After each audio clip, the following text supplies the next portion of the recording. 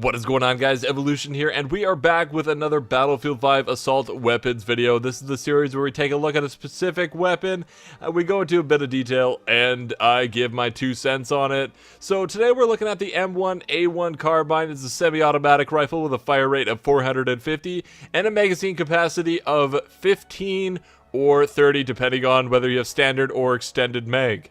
So I just want to start off talking about this weapon by saying, if you have a very fast trigger finger, you are going to have a ton of fun with this weapon.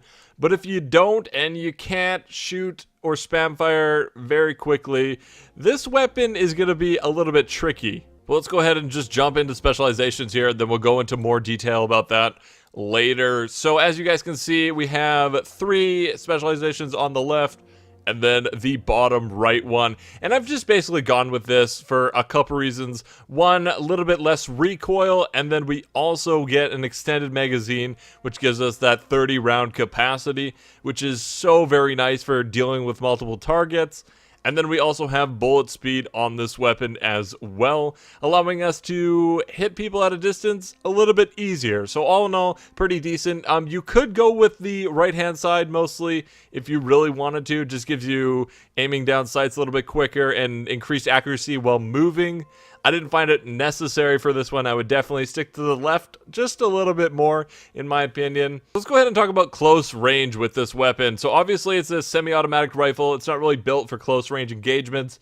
But you can hip fire, you can get a little bit of damage done, especially, again, if you have that fast trigger finger, you can basically spam this thing as fast as you want, and you can do some damage close range.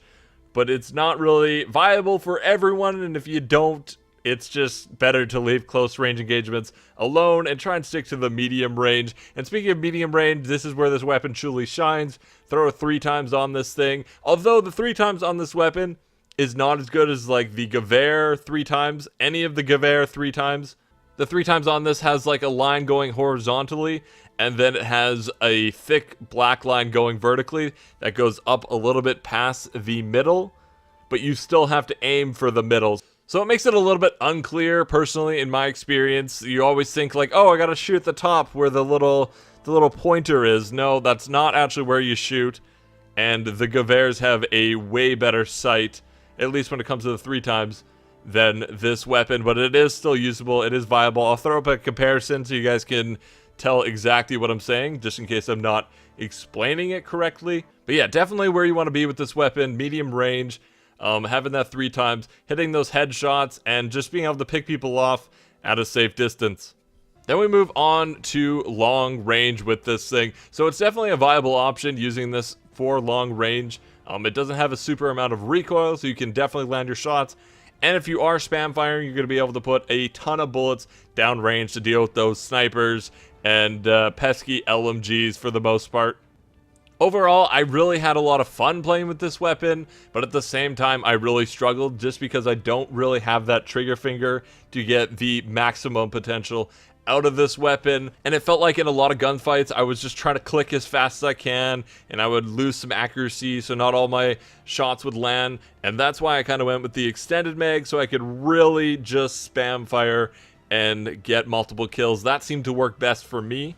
And if you guys are having some trouble with this weapon, I highly suggest maybe just slowing things down a little bit, slowing down your gameplay, and just pushing up as you clear out each area. That's just my suggestion. You don't really want to get super aggressive with this weapon. But yeah, let me know what you guys think in the comments below. Do you like this weapon? Do you not? Are you going to try it out? Let me know, and have a good one. See ya.